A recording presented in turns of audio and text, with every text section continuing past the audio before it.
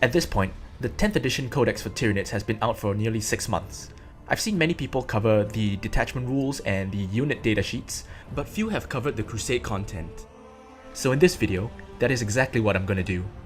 We're going to start with the overarching faction rule called Devouring Worlds. Every Codex has one of these overarching rules. It's kind of like the main quest for your Crusade army. After that, we'll look into Requisitions, Agendas, Battle Traits, Battle Scars, and Crusade Relics. Overall, the Crusade rules really add a lot of flavor to the Tyranids. It does a great job in making you feel like a hive fleet descending upon a planet and consuming it bit by bit. That said, there are some glaring problems with the rules, namely they don't have much of an impact gameplay-wise. This is due to the way that Tyranids play in 10th edition. They function a lot differently from their 9th edition incarnation, and a lot of the Crusade rules tend to favor firepower over the Tyranids' new playstyle of board control. However, if Games Workshop decides to make changes to the datasheets, or if they do a complete overhaul of the army, the Crusade rules might actually have a larger impact.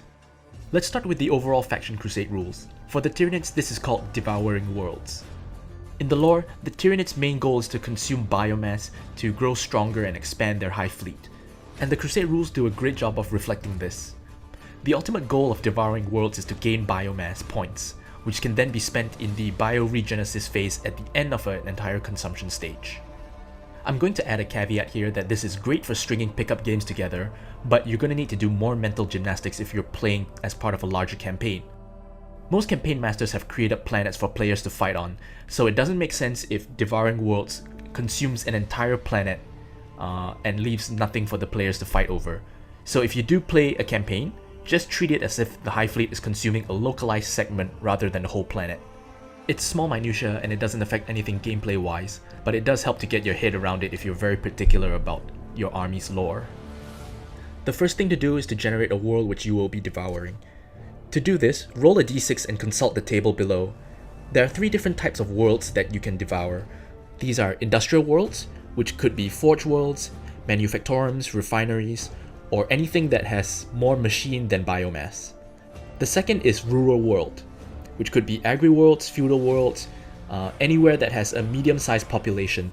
And the last one is hive world, which could be a capital world, a shrine world, anywhere that has a dense population. You could even say that it is an Eldar craft world. Each of these different world types have different victory conditions. To completely devour a world, you will need to gain a certain amount of biomass and play a number of battles. To generate these, consult the table. We start at the invasion phase, then go to the predation, and then consumption phase. Let's take an industrial world for example. We start at the invasion stage. In order to complete this stage, I need to gain 3 biomass and play 2d3 battles. Next, we move to the predation stage. You'll notice under biomass, it asks you to add an additional d3. This is added to the previous stage, so the invasion stage. And then next in the consumption phase, you will add this number again to the previous stage, so the predation stage. So it's always cumulative. Note that the total number of biomass you need to accrue is taken as a whole. You gain biomass every time you play a battle. If you win, you gain 1 biomass point. But if you lose 1 biomass point to a minimum of 0. In addition, there are agendas that will allow you to gain more biomass points, so look out for those. Gaining biomass isn't difficult because of your agendas, but keeping them will be harder. Tyranids are not in a very good spot right now, so the chances of you losing games is quite high. That has the adverse effect of having you concentrate primarily on gaining biomass through your agendas and completely forsaking the primary mission itself. It's a big feels bad for Tyranid players. They're going into games just to do agendas rather than trying to actually win the game itself. It just makes most of your games feel inconsequential, and that really breaks the immersion of invading a planet. Each stage of Devouring grants bonuses to associated unit types. So Invasion gives Vanguard units extra XP, Predation gives most of the monsters, and Consumption gives specific monsters more XP, and specific requisitions as well. For the Invasion stage, its requisition is called Vanguard Adaptation. You purchase this requisition before a battle, once per world, and you select 2 Vanguard Invader units. You can swap battle traits for the next battle, and they revert back to normal after it's over. Quite an interesting requisition. I like that you can swap battle traits temporarily. I can see Gene Stealers and normal lictors benefiting from this requisition more. You would probably start them with a 6+ Feel No Pain, and then use this requisition to add 1 strength to melee weapons if you're up against Marines.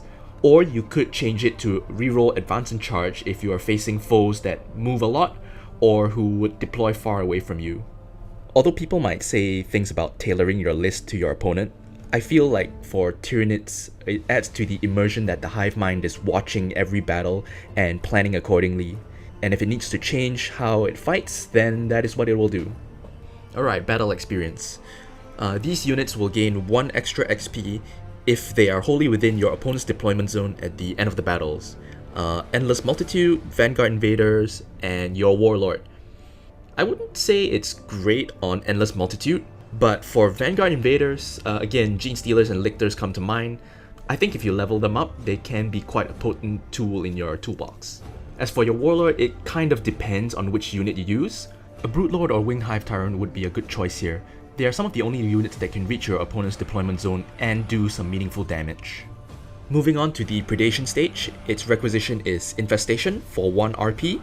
Purchase it before a battle and select 1 Endless Multitude unit. It has Infiltrators for the next battle. This is quite powerful because most Crusade missions allow you to score on the first turn, so you could potentially put a unit of Hormigons on an objective midfield and then charge your opponent the next turn. Alternatively, you could use this requisition a lot more aggressively, so buy them on Gargoyles. On your turn, you could jump them onto your opponent's objective and potentially deny them scoring from the second turn onwards. This will also be great for the Tyrannoform agenda, which we will cover later on. Deploying a marker midfield means that you have more space within your side of no man's land to deploy more markers. Remember that this is only once per Devouring World, so I would only recommend using this on missions where you require a unit midfield to perform an action, or if you desperately need to score on the first turn in order to win. Under battle experience, these units gain 1 XP if they control an objective marker in no man's land at the end of the battle. Biovores, Exocrines, Haruspecs, Hive Guard, Hive Tyrants, Pyrovores, Tyrannofex, Tyrant Guard, and your Warlord. This is okay, although the clause of surviving till the end of the battle makes this a little bit harder to achieve. It's strange that Carnifexes are not on this list. I would expect them to be the ones who would help you gain those midfield objectives. Maleceptors are also not on this list. In most Tyranid lists, you would see they are the ones camping on an objective. So okay, not bad, but it doesn't have the units that I would want to be putting on a midfield objective. Nobody in their right mind would put Biovores or Exocrines on midfield objectives, so this strikes me as quite odd. Hive Guard leading Hive Tyrants could potentially be good for this, although you don't see Hive Tyrants leading Tyrant Guards too often. Actually, now that I look at it, it doesn't look like it would benefit too many units. A bit of a shame. For the Consumption Stage, Guard and Consume for 1 requisition. Choose a character or monster that was not destroyed, and immediately gain 5 XP. This is really good for an endgame push if your character is about to gain enough XP to level up.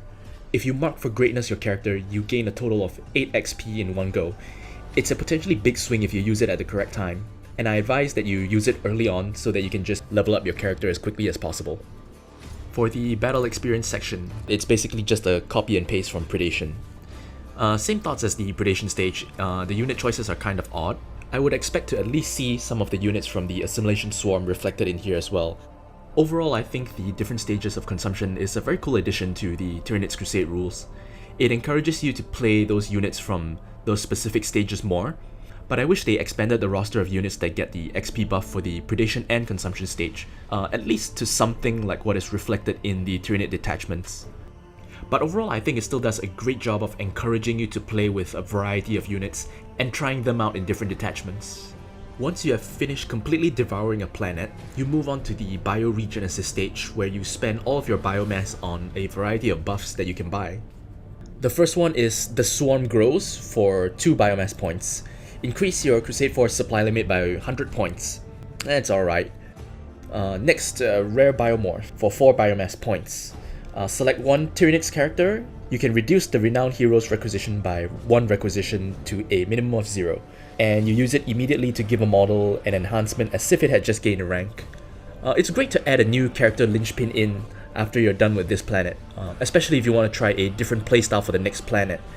So let's say you used a Neuro Tyrant for this planet, but you're looking to do a Hive Tyrant for the next one. This is a great requisition to use to get started on your new army. After that, it's Enhanced Organisms for 5 Biomass. Select one Tyranids unit and you gain 5 XP. You can only do this once per world. It's great to stack with the Consumption requisition that we just talked about, and it gives even more XP for your new Mega unit. So that would make a total of 13 XP if you spend it just before you finish devouring a planet. That's not bad. If you started at the Heroic rank, it is almost halfway towards the Legendary rank. So you would probably level up your character to Legendary maybe 2 or 3 battles on the new planet. Moving on, we have Rapid Adaptation for 5 Biomass. You can use the Adapted Physiology requisition for 0 RP. Adapted Physiology is a requisition that we'll cover later. It basically allows you to swap Crusade Relics. It's good if you find yourself stuck with one that you don't like. And it's also useful if you're moving to a new campaign book, so let's say from the Leviathan book to the Pariah Nexus book, and you see something you like, but you don't want it on another character. Alright, after that it's Biological Resources, gain 1 RP. It's not bad. But for 6 Biomass points, I think it's a bit too much, but still not entirely a bad thing. Once you're done spending all your points here, you generate a new world to attack, and you repeat this process as many times as you like. Agendas now. We have 4 of them. Unfortunately, I think all of them are terrible, except one big standout one, which I have probably mentioned already. Tyranids in 10th edition are a board control army. They don't focus on killing units as much as they did in 9th edition. However, 2 of the agendas expects you to decisively kill things. And because our datasheets have a problem with doing a lot of damage, it is much harder to achieve these agendas. The first one is Infest the Prey World. At the end of the battle, gain 1 Biomass point for each table quarter that wholly contains 1 or more Endless Multitude units from your Crusade army and are not within 6 inches of the center of the battlefield. Each Endless Multitude unit wholly within your opponent's deployment zone gains 2 XP. It's pretty average, being limited only to Gaunts. It's quite similar to Engage on All Fronts secondary from match play. The good thing about this agenda is that even if a singular Gaunt survives, you get the 2 XP. Depending on the mission, it may or may not interfere with your strategy to get your primary, so take it situationally. Tyrannoform the Prey World. At the start of your shooting phase, select 1 infantry unit from your Crusade army that is not battle shocked and is eligible to shoot. If that unit is more than 12 inches away from any Tyrannoform spore markers, it can implant a spore. If it does, place 1 spore marker, which is 40mm in diameter, anywhere within 1 inches of that unit. At the end of the battle, each unit that implanted 1 or more spores in this manner gain XP equal to double the number of markers they placed in this manner, and you also gain the number of biomass as shown in the table below. This is the best agenda for Tyranids. I mentioned it earlier, but it ties in very heavily to the Tyranids playstyle of board control, and it works best with the kind of trash units that Tyranids can put out. The best part about this whole agenda is you don't need those markers to survive at all, so as long as you plant the spore, you gain the XP. You also gain a whole lot of biomass the more you plant spore markers. For 3 spore markers you get 1 biomass, for 4 markers you gain D3, for 5 you gain 3. If you plant a spore at the start of every turn, you would have gained 3 biomass by the time the game is over. So even if you lose the game, you would still come out with a net of 2 biomass if you choose this agenda. And personally, I think it's the only agenda that I would ever take in this whole book. The next agenda is Hunt and Slay. At the start of the battle, your opponent selects 5 different units from their army to be prey targets. If they have fewer than 5, you select as many as possible. Each unit from your Crusade army that destroys a prey target in the fight phase, make a note of it.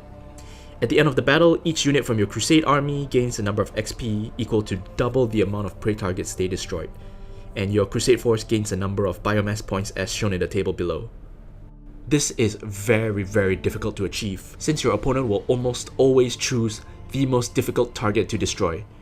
Not just that, you must destroy it in the fight phase, so only units that can deal melee damage qualify for this. So no zoanthropes, no exocrines, no maleceptor shooting. you are quite unlikely to kill those 5 units, since, as we mentioned earlier, Tyranids have a problem with firepower on their datasheets. It's nice though that all the units in your Crusade army get it, but again, whether or not you destroy those units is still in question. Alright, the last agenda, Tyranid attack. At the end of the battle, if no enemy models remain on the battlefield, each unit from your Crusade army gains 3 XP, and you gain 4 biomass and 2 battles played instead of 1. This is functionally impossible. Tyranids are never able to table anyone. The 9th edition Codex would have loved this agenda. In fact, I think they did have this exact same agenda in the previous incarnation of Crusade. Sadly, in 10th edition, this will be impossible, until Games Workshop decides to buff the datasheets of the Tyranids. So agendas, not great. You're better off taking the campaign book agendas rather than your Tyranid Codex ones. I would recommend picking from the main campaign books, but then using a requisition that we'll discuss later on to buy in Tyrannoform the Prey World for an extra agenda. Don't bother choosing any other agenda from this section. Requisitions. I like them a lot. They're very lore friendly and they give the impression of the Hive fleet always adapting to new environments. Gameplay wise, it future-proofs your codex. Many of them involve switching out upgrades, so when new Crusade materials are released, you gain access to them easily without having to start from scratch. Tyranids have an overarching rule for requisitions called Consume to Survive, which basically means that they need 2 requisition points to buy the increased supply limit requisition. I love that it highlights the fact that Tyranids need a lot of biomass to increase their numbers. It's a nice rule that simulates the Tyranids' insatiable hunger. It only sucks when you're just starting out, as it'll take a lot of requisition to reach a 2000 point army supply limit. The Codex provides 4 requisitions for the Tyranids. The first is Respawn Warrior Organisms for 1 requisition. When you purchase this requisition, select 1 Tyranids unit from your order of battle that has no battle scars. That unit loses all of its battle traits, and for each one lost, you can select a new battle trait for it. It's very nice if you know what your opponent is bringing ahead of time, so you can choose the best traits that counter them. It is tailoring your list to your opponent's army, so you shouldn't make a bad habit of it. But if you've agreed with your opponent to make this a narrative game, you should feel free to buy this requisition and give them the full Hive fleet experience. The next one is called An Intellect Vast and Cold for 1 requisition point. You purchase this during the select agenda step of the battle, and you can select 1 additional agenda to use, but it must be a Tyranids agenda. I would always recommend picking the Tyrannoform the Prey World agenda. I think this requisition exists just to buy that one in. Remember that it is in addition to all your other agendas, so in total you'll be able to take 3. Synaptic Biogenesis for an expensive 2 requisition points. Purchase this at any time, and select 1 Synapse unit from your order of battle and replace it with a new Synapse unit. The new unit starts with the same number of XP as the unit it replaced and immediately gains the appropriate number of battle honors for its rank. This is very good and is similar to Respawn Warrior Organisms, but you can reset your battle traits instead of replacing them. This will be quite funny to turn your warriors into Maleceptors. The only thing holding back this requisition from being so powerful is the Tyranid datasheets themselves. If Games Workshop decides to buff the Tyranids, this will be a very useful requisition to use. One hilarious thing you can do is found in the Leviathan Crusade rules. There is a battle trait for infantry that gives the unit Scout 9. So if your warriors gain this battle trait, and use the requisition to respawn them into a Maleceptor, your Maleceptor has Scout 9, and I think that is absolutely disgusting. Finally, we have Adapted Physiology for 2 requisition. Purchase it at any time and select 1 Tyranids character from your order of battle with a Crusade relic. You can exchange this for any other Crusade relic they are eligible for. I cannot stress enough how insanely good this is. Every Crusade campaign book has their own theater rules and Crusade relics that interact with them. So when a new campaign book is released, take a look in the Crusade relics section and see what is available for you to take advantage of. Moving on, we have the battle trait section. They're all decent, but the Synapse table is the best. Just a reminder that Spores and Ripper Swarms do not gain XP and thus do not gain battle traits. Remember to pick what fits your army's narrative the best. I'm approaching how well these interact with your units, but your unit's story should always take precedence over my recommendations. Starting out, we have the table for Tyranids units. These exclude Synapse creatures. For the first one, we have Strength Born of Hunger. You add 1 strength to the melee weapons equipped by your models. This is good for Hormigons to bring them up to Strength 4, or you could use them on Carnifexes to bring them to Strength 10. This is good on anything that brings a unit above its strength breakpoint, that will allow you to wound on 4+ instead of 5+. The next trait we have is Enhanced Senses. It has two components to it. The first is one that buffs melee attacks, and the second one buffs range attacks. Each time a model in this unit makes a melee attack, you can ignore any hit roll or weapon skill modifiers for that attack. For the range part, if this unit makes a range attack, it has Ignores cover. This isn't the best trait out there, since Tyranid shooting is pretty average, and so Ignores cover wouldn't change much. The melee buff is alright, but most of your units are decent in melee anyway, and the more credible threats hit on a 2+. There are better battle honors to spend your crusade points on, so you can give this one a pass. Next we have Instinctive Autonomy. While this unit is within 18 inches of a friendly Synapse model, it counts as being within Synapse range. I think it's only amazing on Gaunts, or any other unit that you're using to build either into Invasion Fleet or Synaptic Nexus. But if you're building other detachments, I'm not sure this would be of any use. Then we have Range Resistance.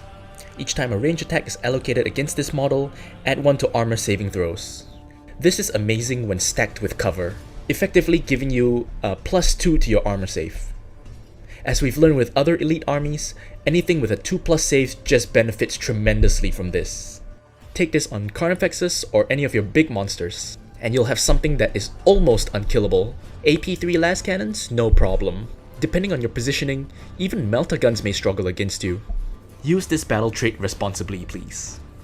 Next is Fleet of Claw. Reroll an advance or charge roll. This is great on Gene Stealers or anything that makes a big melee threat. Another combo I just thought of is to put it on Gargoyles to allow them to rush an objective, making them move 12 inches, advance, with a reroll, shoot, and then move again. I bet most of your opponents won't be expecting that. Finally, for this section we have Onslaught Killers. Each time a model in this unit makes a melee attack, if it charged, add 1 to the hit roll. It's a nice flat buff, but like I mentioned in Enhanced Senses, most of your good things hit on 2+ anyway. Although this could potentially be deadly on some of your bigger monsters, or maybe even a Vanguard Onslaught warrior with Prime Blob. It's perfectly balanced, as all things should be. Okay, now we move on to the Synapse table. The first is Unfathomable Terror. At the end of your movement phase, select one enemy unit within 6 inches and visible to this unit. It must immediately take a leadership test, subtracting 1 from the roll. If failed until the start of your next movement phase, it cannot be selected to advance and its move characteristic is reduced by 2 inches. This is a tricky one. Being within 6 inches means you've got to be very close for this to trigger. The debuff is really nice, and it can be useful to stop strats like counterattack or maybe steal an objective in your turn, but it's only if they fail the Battle Shock test. That makes it really situational though. Battle Shock is in a bit of a weird state right now. Statistically, it's not reliable for your opponent to fail Battle Shock, so this may not be the best pick. I guess if you have any other debuffs that interact with leadership or makes your opponent fail Battle Shock more, this could be useful. Up next we have Psychic Shadow. Each time a ranged psychic attack targets this unit, it has the benefit of cover and feel no pain 5+ against that attack. Ooh, it's against a psychic attack. That means it's only relevant against Grey Knights and Thousand Suns. Most other armies have very few psychic range options in the game, so this won't come up too often. I think I would pass on this one. Now we're moving on to one of the better ones, Psionic Resonance. Once per battle, this unit can use a stratagem for 0 CP. That's really good. Most other armies try to get this in through different characters, but your unit just gets it. And it helps that there are a lot of good stratagems all over your Codex detachments. The next trait is called Alien Resilience. At the start of your command phase, regenerate 1 lost wound. It looks good on paper, but to be honest, it's pretty average. Most often, your opponents will try to kill things in one go, so you might almost never be stuck in a situation where you would need to regenerate 1 wound.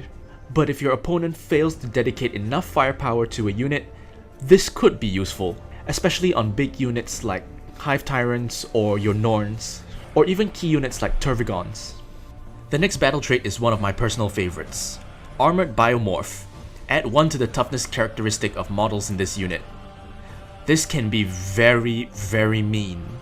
Norn emissaries are normally toughness 11, but I like to give them this battle trait to bring them to toughness 12, which hits the last cannon breakpoint. Instead of it wounding me on 3+, it wounds me on 4+ now. This could even make your warriors good against power swords, which being strength 5 means they normally wound you on a 4+, but this will make them wound on a 5+ instead. A lot of units will love this if you bring them above their strength and toughness wounding breakpoint. It's a pretty powerful battle trait and I recommend you to use it. But don't be that guy and use it on all of your units. That'll make your opponents hate you. Lastly, we have Psychic Aberration. Once per battle at the start of any phase, you can select one Tyranids unit that is battle shocked and within 12 inches. You are no longer battle shocked.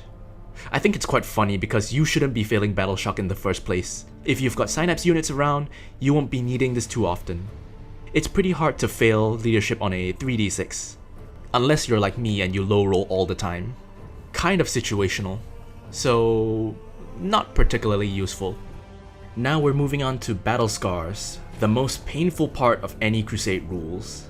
All of the Battle Scars here can almost cripple your entire army, which is good because Battle Scars should be impactful.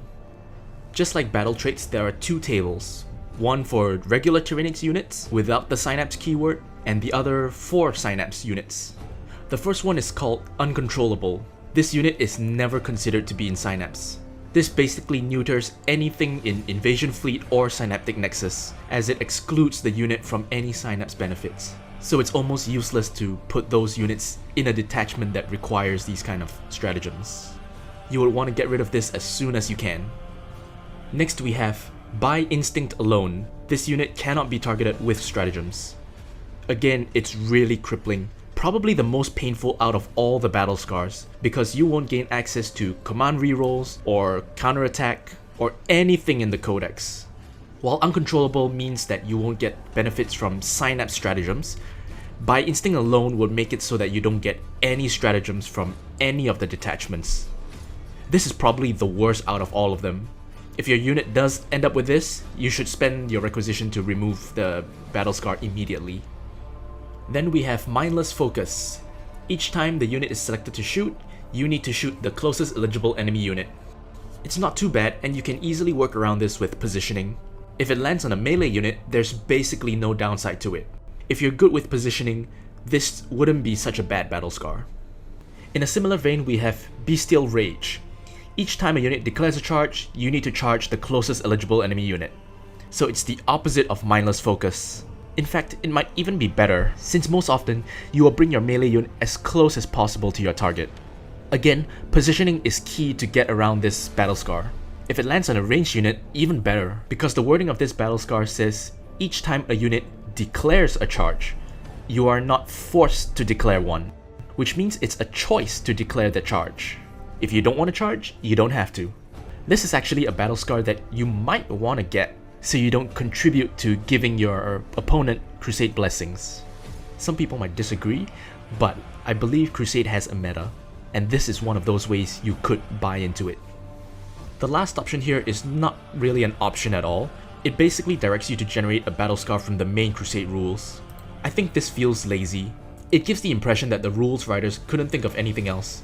If they wanted to keep this to a D6 or a D3 roll, they should have just combined Mindless Focus and Bestial Rage into one and make it similar to the previous battle trait where it had two parts to it. Moving on, we have the Synapse table, the first of which is Neural Dissonance. This unit cannot benefit from any stratagems or detachment rules that require the Synapse keyword.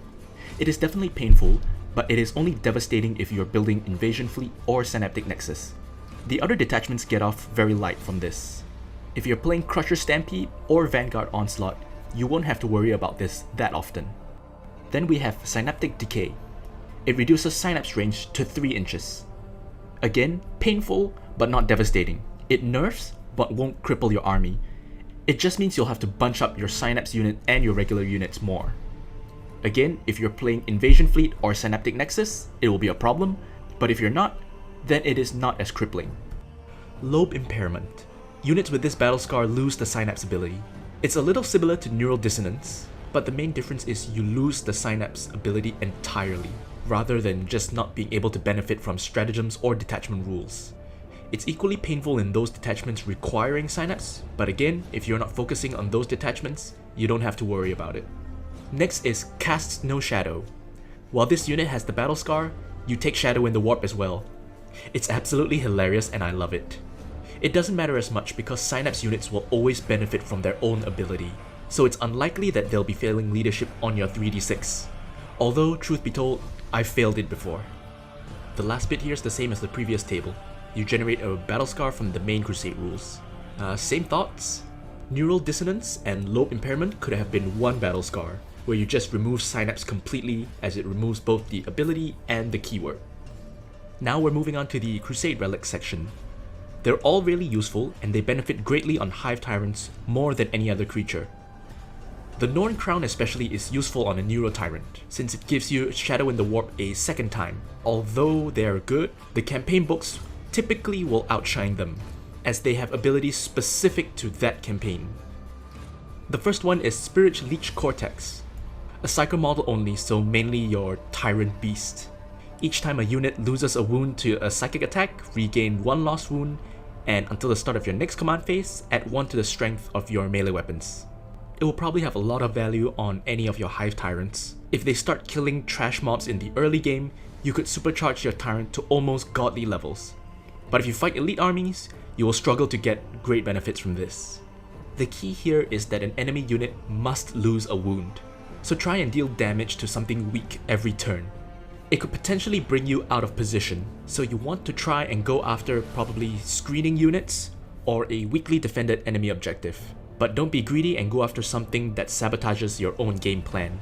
Hive Tyrants are expensive and key models to your game plan, so be very careful with them and make sure your opponent is not luring you out of position just so you get the benefit of this relic.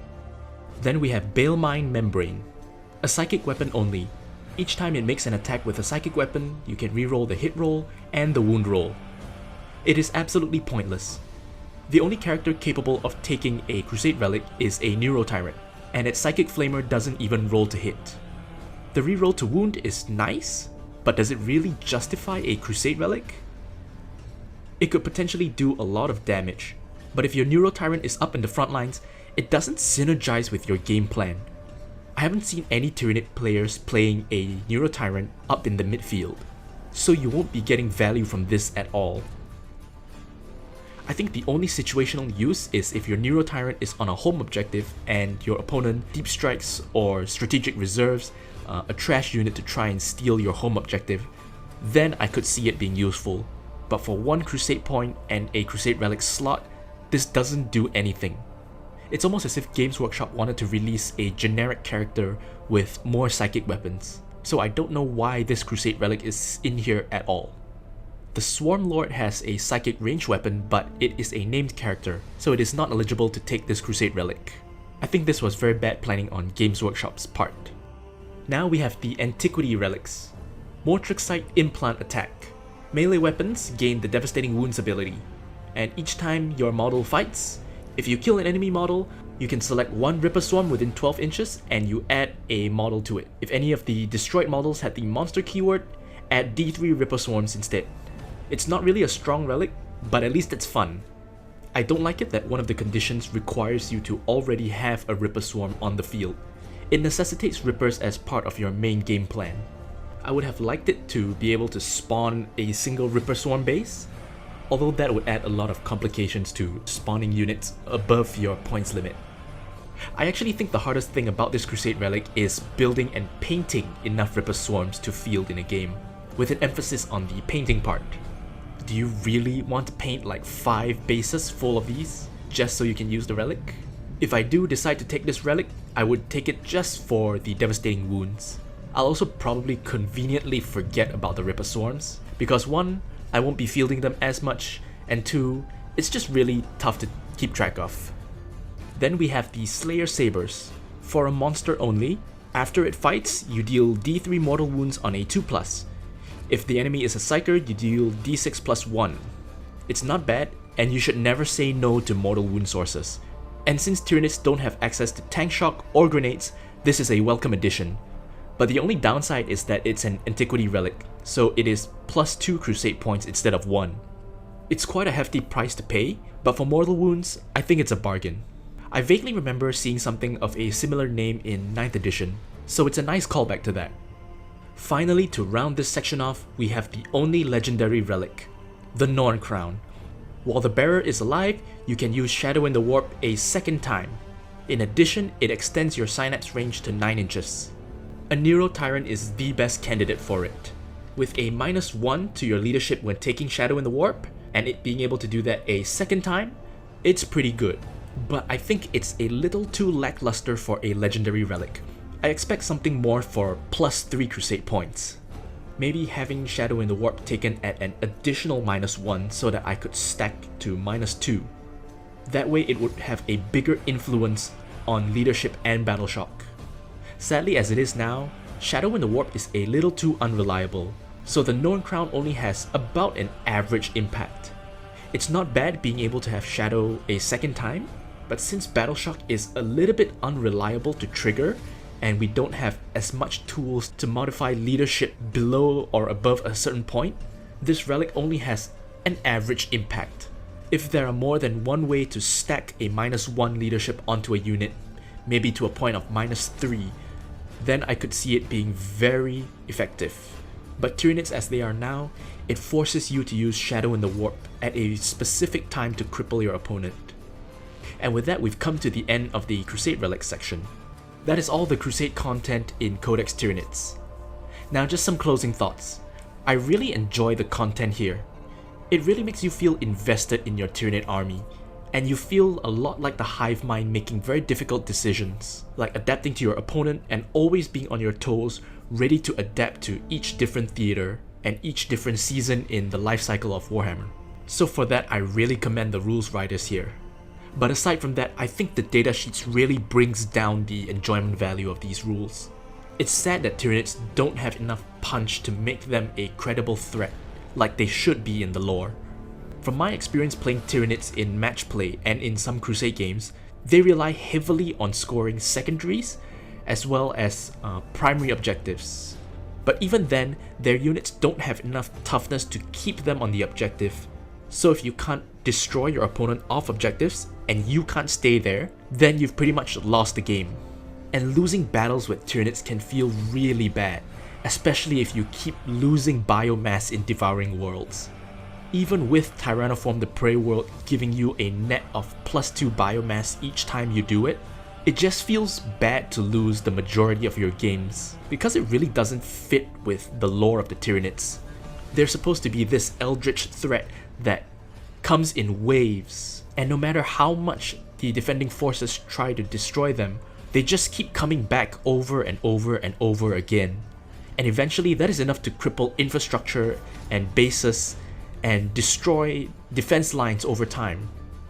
That disconnect could really bother a lot of people, so it's just sad to see Tyranids in the state that it is. As of the time of recording, the Tyranids are not doing too well in the game itself, so it's going to be really difficult for you to play pickup games and win consistently.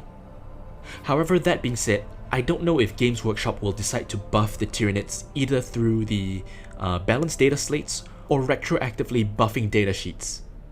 If the Tyranid rules can match other armies, then I think we will see the content here really shine and make Tyranids the credible threat that they should be. Other than that, I really like the format of this Crusade content, and I hope that all other codices have this level of depth to their Crusade rules. I personally enjoyed using the Tyranid rules when I played Crusade with them, and we had this grand narrative of how the Tyranids descended upon a Imperial stronghold, the last line of defense at the start of the 4th Tyrannic War, which would then convince the Imperium of the grand threat that the Tyranids posed. It was a great start to 10th edition for all our players, and it really made us invested in the whole setting that we were developing together. So yeah, those are my thoughts on the Tyranid Crusade rules. Have you used them in your Crusade games yet? What do you think can be improved with these rules? What would you have liked to have seen? And how could Games Workshop buff the Tyranids to make them good? Let me know down in the comments, and remember to like this video and subscribe. I hope to cover more Crusade rules from other codices, so stay tuned for those. At the time of recording, some codices have been released already, while others are yet to be released. I'll definitely try to cover as much as I can. So until then, I will see you on the battlefield.